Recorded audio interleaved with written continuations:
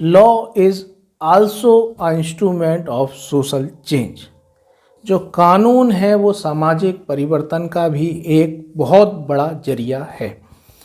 तो साथियों, जो अभी हाल ही में मूवी आई है जिस पर हम बात कर रहे हैं, हक नाम की मूवी आई है, बहुत ही बेहतरीन मूवी है। ये जो कानून जो सीआरपीसी के अंतर्गत जो धारा 125 सीआरपीसी है, जो यहाँ जो पत्नियां हैं या जो तलाकशुदा पत्नियां हैं उनके भरण पोषण की भी बात करती है कि पति उनका भरण पोषण करें। ठीक है, यदि वो यहाँ पर बिना कारण उनका भरण पोषण नहीं कर रहा है तो उसकी जिम्मेदारी है वो भरण पोषण करे।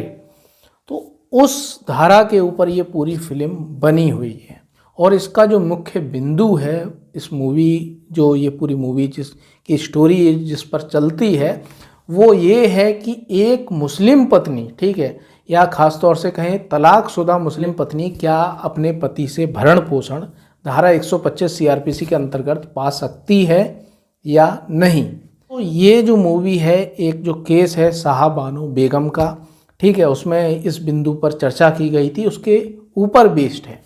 तो दोस्तों, इस मूवी में यही दिखाया गया कि एक महिला अपने बच्चों के भरण पोषण के हक को लेकर, अपने भरण पोषण के हक को लेकर किस तरीके से लोअर कोर्ट से हाई कोर्ट से सुप्रीम कोर्ट तक वो यहाँ पर लड़ाई करती हैं। जो हस्बैंड का यहाँ पर आर्गूमेंट होता है, वो खुद भी यहाँ पर एडवोकेट होता है, वो उसका आर्गूमेंट ये रहता है कि हमारे पर्सनल लॉ के अनुसार, हमारे धर्म के कानून के अनुसार जो मुस्लिम महिला है यदि उसे तलाक दे दिया गया है तो केवल इद्दत की अवधि तक उसे यहाँ पर भरण पोषण दिया जाएगा।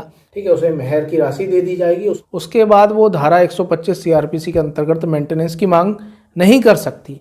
यानी कि एक तलाकशुदा महिला यहाँ पर ये धारा 125 सीआरपीसी के अंतर्गत भरण पोषण की मांग नहीं कर सकती, ये उसका आर्गूमेंट रहता है।